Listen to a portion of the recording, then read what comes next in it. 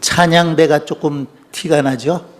찬양대가 좀 티나고 일부 예배에 조금 평소보다 더 오셔서 일부 예배하시고 역귀성한다고 그러죠. 역귀성하신 분들이 계신 것 같습니다. 추석을 맞아서 고향교회 와서 함께 예배하게 되신 분들 환영합니다. 그리고 함께 예배하게 돼서 감사를 드립니다. 금년 한 해 참 어려웠던 한 해였는데 특별히 여름을 지나면서 더위에 또 비가 오지 않아서 많이 힘들었던 한 해가 아니었나 그렇게 생각이 듭니다.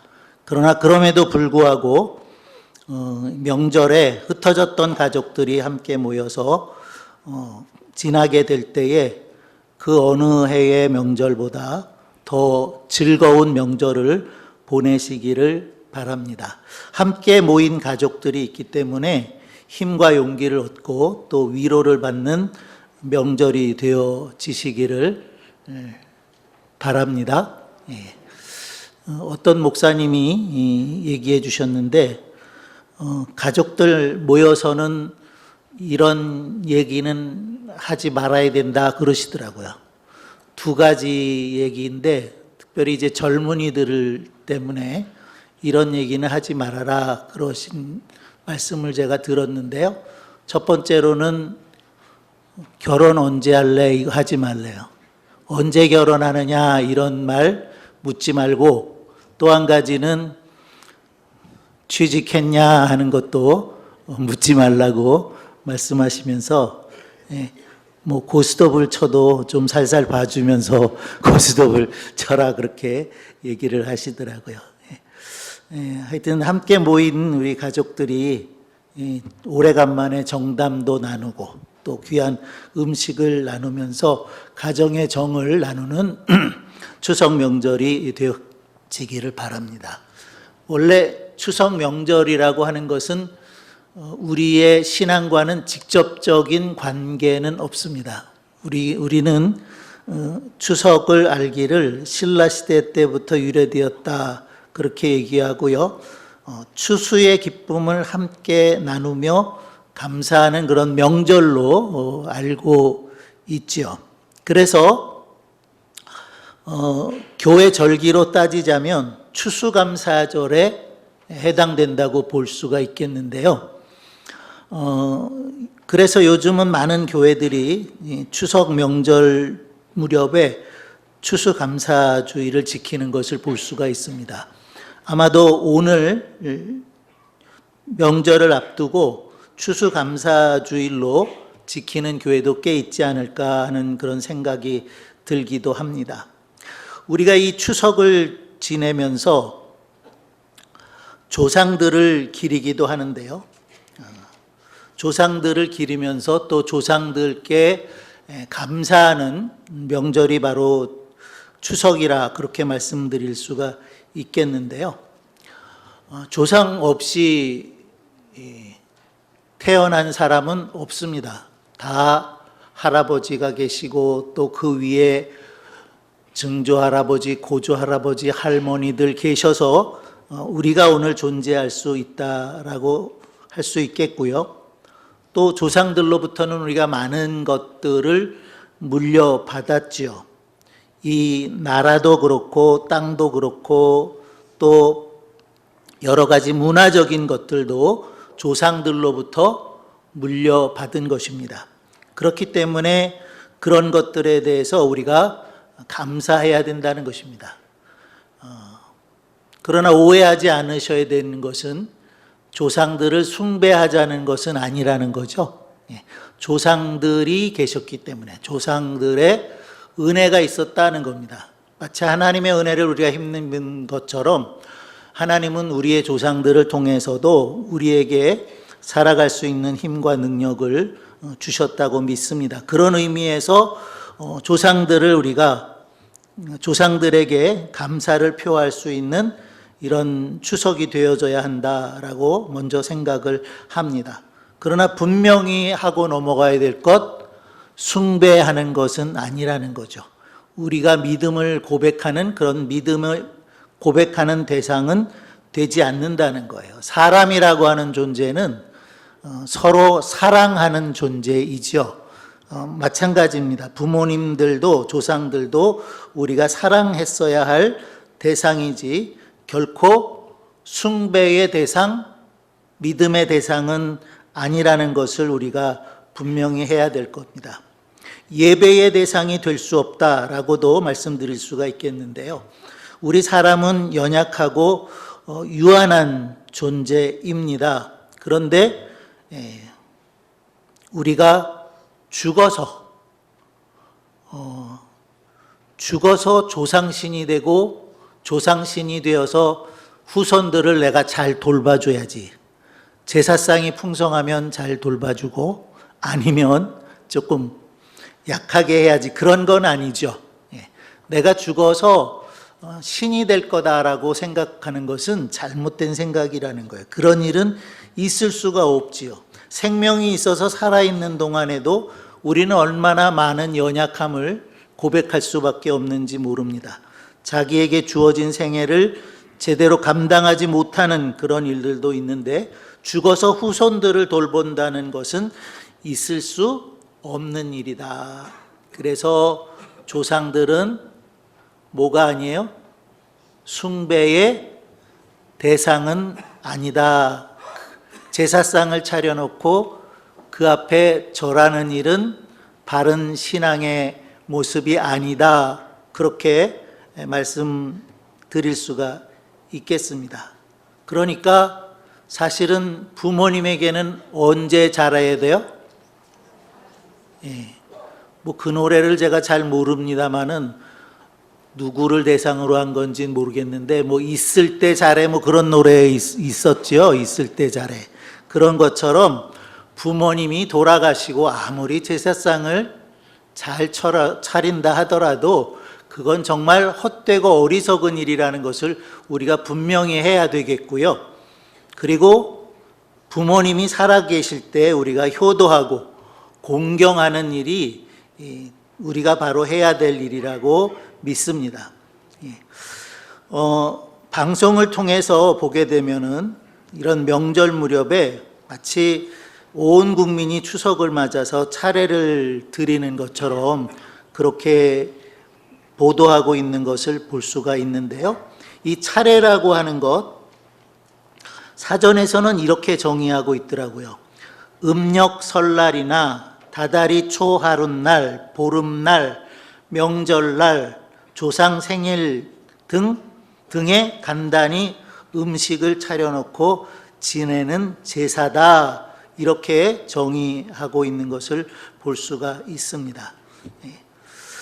우리의 신앙은 제사를 허용하지 않았고요. 또 앞서도 말씀드렸지만 그 앞에 절하지 않는 것, 십계명 속에도 있는 것처럼 절하지 않는 것이 바로 우리의 신앙이라고 말씀드릴 수가 있겠습니다. 앞에서 말씀드린 것처럼 조상은 기억하고 기리고 할 수는 있지만 숭배의 대상은 아니라는 거죠. 모처럼 흩어졌던 가족들이 모여서 조상들을 기억하고 그분들에게 감사하는 마음을 가지고 가족들이 함께 음식을 장만하여 나누는 날, 그날이 바로 추석 명절이 되어질 수 있기를 바랍니다. 그러나 우리의 신앙이 가족들의 신앙이 같지 않아서 또 제사를 드려야 되는 그런 가정이 있어서 이런 명절이 오히려 고민하게 되고 갈등하게 되는 그런 일들도 보게 되지만 하나님께서 우리에게 지혜를 주시기를 바랍니다. 하나님만을 믿는다고 하는 이유로 해서 가족들과 갈등하고 또 어려운 관계를 가지게 되는 것은 그것도 하나님이 기뻐하실 일은 아니겠다. 하나님께서 우리에게 화목해 하는 직책을 주셨다 그랬는데요. 가장 가까워야 할 가족들이 신앙의 문제 때문에 갈등하고 미워하고 그런 일은 바람직하지 않다라는 말씀을 드리는 거예요. 오늘 읽어주신 말씀 바로 앞에 보면 이렇게 말씀하고 있어요. 골로새서 3장 9절 끝부분부터 10절에 보면 옛사람과 그 행위를 벗어버리고 10절 띄워줘 보실래요? 함께 읽어보겠습니다. 새 사람을 입었으니 이는 자기를 창조하신 자의 형상을 조차 지식에까지 새롭게 하심을 받는 자니라. 아멘. 예.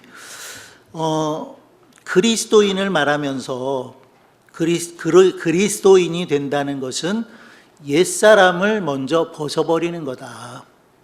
그리고 나서 새 사람을 입는 거다라고 말씀하고 있는데 존재 자체가 변화된다고 하는 것을 말씀하고 있는 거죠. 고린도후서 5장 17절에 보면 우리가 새로운 피조물이 되었다. 그렇게 말씀하고 있는 것을 볼 수가 있죠.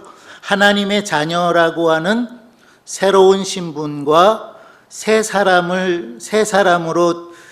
옷 입게 되는 것이 바로 그리스도인이 되는 것이라고 말씀하고 있는 거죠. 그렇게 하나님께서 우리로 하여금 옛사람을 벗어버리고 새 사람을 입게 하는 것, 달리 말하면 중생한다 그렇게 말하죠. 거듭난다, 위로부터 난다 그렇게 우리가 성경에서 말씀하고 있는 것을 볼 수가 있습니다. 니고데모라는 사람이 예수님을 찾아가서 선생님, 우리가 어떻게 해야 영생을 얻겠습니까? 라고 질문을 했을 때 예수님은 답하시기를 물과 성령으로 거듭나지 아니하면 하나님의 나라를 볼 수 없다. 물과 성령으로 거듭나지 아니하면 하나님의 나라에 들어갈 수가 없다라고 말씀을 하시죠. 새 사람을 입는다고 하는 것, 그리고 새로운 존재가 된다고 하는 것, 이 모두가 우리가 하는 것이 아니라는 거예요. 하나님께서 우리에게 허락해 주신 거라고 생각할 때 우리는 하나님께 감사해야 됩니다.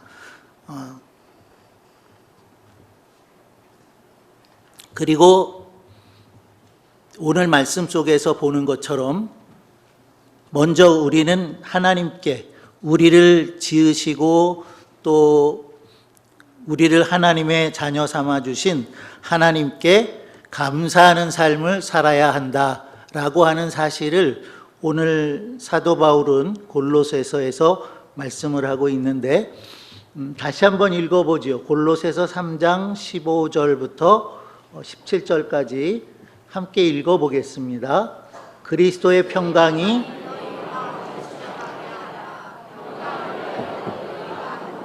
부르심을 받았나니 또한 너희는 감사하는 자가 되라.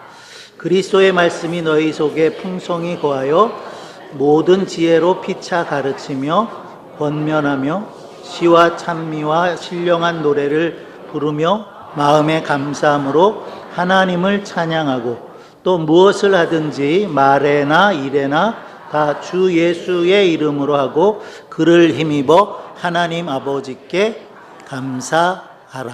아멘. 사도 바울의 편지를 보게 되면 크게 전반부와 후반부로 나누어서 생각해 볼 수가 있죠.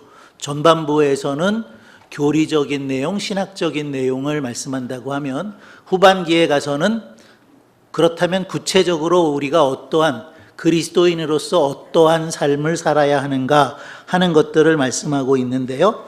자, 오늘 사도 바울은 우리가 옛사람을 벗어버리고 새 사람이 되어졌을 때, 새로운 신분이 되어졌을 때 어떤 일들을 해야 되는가, 어떤 삶을 살아야 되는가 하는 것을 말씀해 주고 있습니다.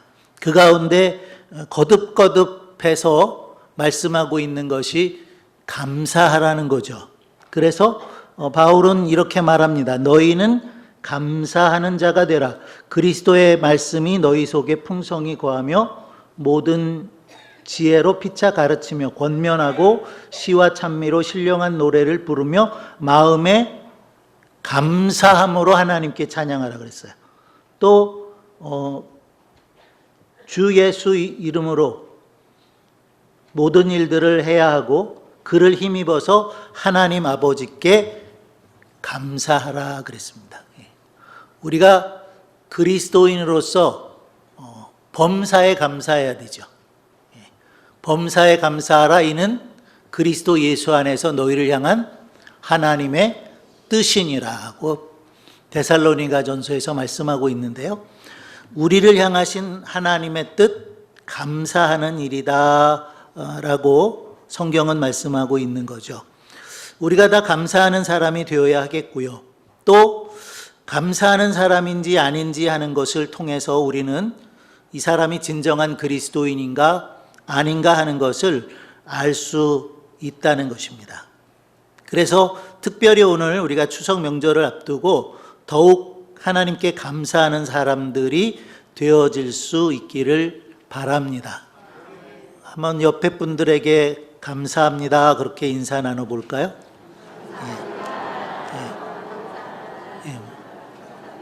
뭐가 감사하신가요? 모든 것이 감사한 거죠. 제 옆에 앉아주셔서 감사하고 함께 예배할 수 있어서 감사하고 그런 감사들을 찾아서 감사할 수 있기를 바랍니다. 참 제가 설교를 할 때에 감사에 대한 주제로 설교하는 일들이 많이 있죠. 특별히 이제 절기 가운데 맥주 감사주일이 있고 추수 감사주일이 있고 그래서 감사를 주제로 해서 설교하는 때가 많이 있는데요. 사실 감사라고 하는 것은 늘 해야 되는 거예요. 그래서 주님이 범사에 감사하라고 말씀하셨고 그것이 우리를 향한 하나님의 뜻이라고 하셨는데 참 모든 것이 그러하다라는 말씀은 아니지만 어떤 분이 그러더라고요. 미국이라는 나라가 왜 잘 사는 나라가 됐냐? 왜 잘 사는 나라가 됐을까요? 감사를 많이 해서 그렇다는 거예요. 감사. 언젠가도 저도 그런 말씀을 드린 일이 있었는데 뭐 미국이나 영국이나 영어를 쓰는 나라들이어서 그 나라에 가서 불편 없이 지내려면 두 가지만 잘하면 된다고 그러더라고요. 두 가지 말만 잘하면 된다는 거예요. 무엇과 무엇일까요? 하나는 당연히 땡큐겠죠. 땡큐 하는 말을 많이 해서 그렇다는 거예요. 하나는 sorry, 미안하다, I am sorry 하는 말, 그 말들을 잘하면 불편함이 없대요. 한번 가보세요. 그리고 시험을 해보세요. 땡큐와 또 sorry, 심지어 부정을 하는 가운데 있어서도 no thank you 그렇게 말하죠. 거기에도 감사가 있다는 거예요. 아니라고 하는 그런 부정적인 표현할 때조차도 감사라고 하는 말을 하는 것을 보면 그들이 잘 사는 나라가 될 수밖에 없다라고 이야기를 하는 것을 들은 적이 있습니다. 감사하는 사람이 되어야 된다는 거예요. 감사함으로 찬양하는 사람이 되어야 한다는 거죠. 야고보서 5장 13절에도 보면 이런 말씀이 있어요. 우리가 잘 아는 말씀인데 너희 중에 고난당하는 자가 있느냐? 저는 기도할 것이요. 즐거워하는 자가 있느냐? 저는 찬송할지니라 그렇게 말씀하고 있는데요. 즐거워하는 자, 감사하는 자는 마음의 감사함으로 하나님을 찬양한다는 거예요. 그래서 사도 바울도 그 감사함으로 하나님을 찬양하라 이렇게 말씀하고 있는 것을 볼 수가 있습니다. 늘 우리 마음속에 감사가 있으면 하나님을 찬송하게 되는 거죠. 시편 150편에 보면 호흡이 있는 자마다 여호와를 찬양하라 할렐루야라고 노래하고 있는데 그런 찬양을 하나님께 돌릴 수 있는 것 먼저 우리 안에 감사가 충만하게 될 때에 하나님께 감사할 수 있다는 겁니다. 자, 감사한다고 하는 것 영어의 thank라고 하는 단어는 영어의 think에서부터 왔어요. think는 생각한다는 거죠. think에서 thank가 나왔다는 거예요. 그래서 감사라고 하는 것은 생각해야 나올 수 있는 거고요. 긍정적인 면을 생각을 해야 우리가 생크라는 감사를 할 수 있습니다. 그런데 우리가 성경을 통해서 보면 늘 없는 것들만 생각하고 있다라고 보여지는 그런 말씀들이 있죠. 없는 것들을 생각하면 불평하게 되고 원망하게 되는 겁니다. 이스라엘 백성들이 하나님의 은혜로 애굽에서 출애굽하게 되고요. 하나님이 약속하신 가나안 땅으로 가게 되는데 사실 애굽에서는 노예 생활을 했습니다.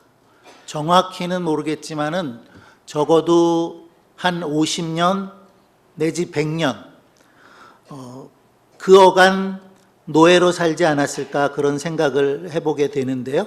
성경에 그 기간이 정확히 나와 있지 않다는 겁니다. 그러나 이 이스라엘 백성들이 애굽에서 살 때는 제법 풍성한 삶을 살았습니다.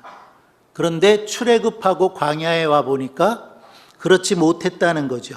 광야에는 많은 게 돌밖에 없었고요. 그래서 광야 40년의 그 발자취를 보게 되면 하나님을 향한 많은 원망과 불평이 있었다는 것을 볼 수가 있고요. 결국 그 하나님이 함께 하신다고 하는 사실을 망각하고 불평과 불만했던 출애굽 1세대는 광야에서 다 죽을 수밖에 없었다라는 것을 우리는 볼 수가 있습니다. 40년 동안의 광야 생활을 보게 되면 불평과 원망의 발자취로 가득하다고 하는 것을 볼 수가 있는데요. 없는 것들만을 생각했기 때문이라는 거죠. 있는 것과 가진 것들을 바라보면서 생각했다면 그들은 불평하지 않고 오히려 하나님을 찬양하는 그런 삶을 살았을 것이라고 믿습니다. 그 광야 생활 가운데 하나님은 이스라엘 백성들과 함께 했고 이스라엘 백성들을 인도해 주셨습니다. 그래서 신명기에 보면 그런 말씀이 있죠. 하나님께서 그들 앞서 행하시고 장막 칠 곳을 찾아주시고 행할 길을 예비해 주셨다 이렇게 말씀을 하고 있습니다. 광야에서 먹을 것이 없고 마실 물이 없어서 불평하고 원망하는 일들이 있었지만 정말 그들이 출애굽을 하게 됨으로 인해서 얻게 된 가장 큰 선물은 무엇이었을까요? 그것은 만져지는 것은 아니지만 자유라고 얘기할 수 있겠습니다. 애굽에서는 노예로 살았지만 이제는 자유인으로 살게 되었다는 거예요. 그것에 대해서 감사할 수 있어야 된다고 하는 것이고요.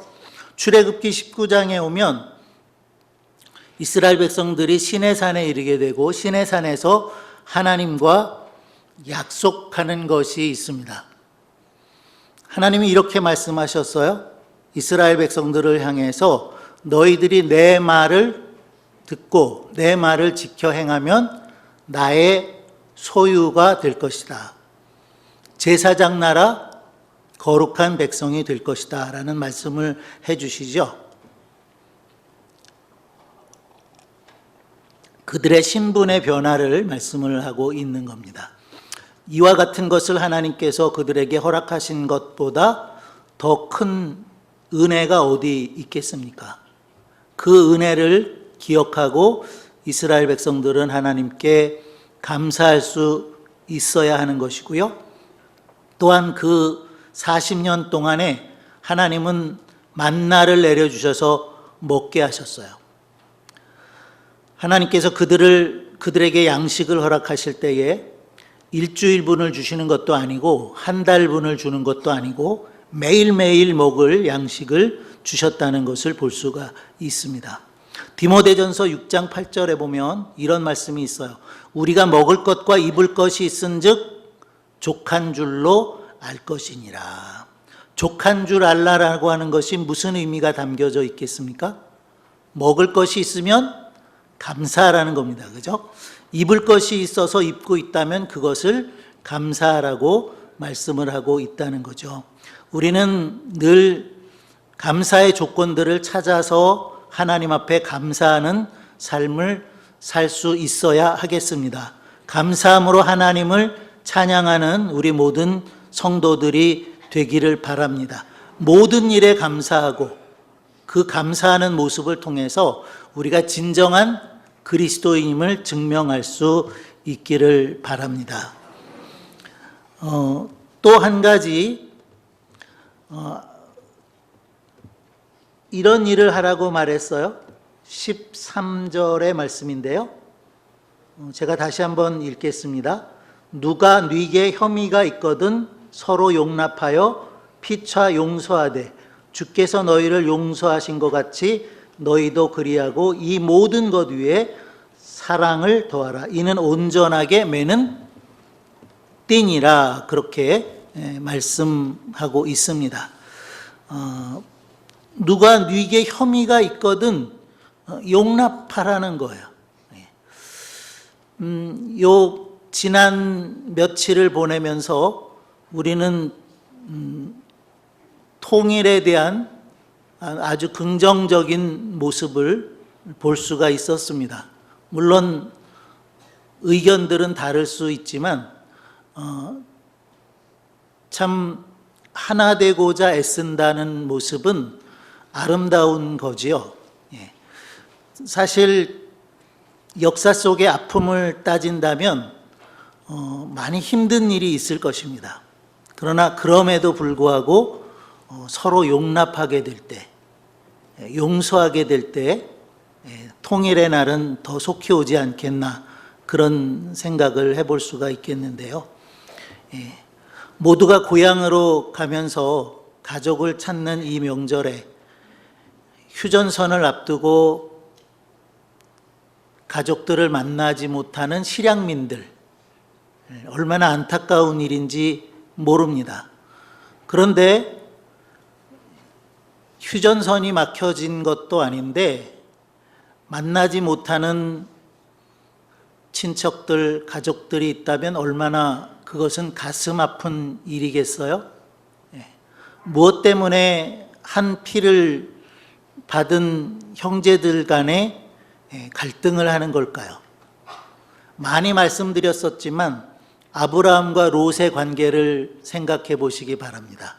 그들이 양들을 치는 일들 때문에 갈등하게 될 때에 아브라함은 조카 롯을 불러서 뭐라고 말합니까? 우리는 친족 고륙이 아니냐, 우리는 싸울 수 없다 그러면서 갈라서게 되었다는 것이 창세기 13장에 나오고 있는데요.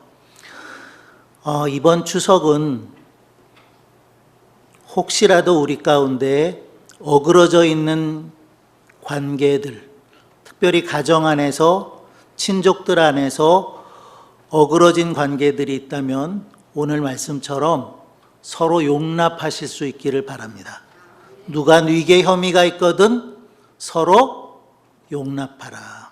주께서 너희를 용서하신 것 같이 너희도 서로 그리하라.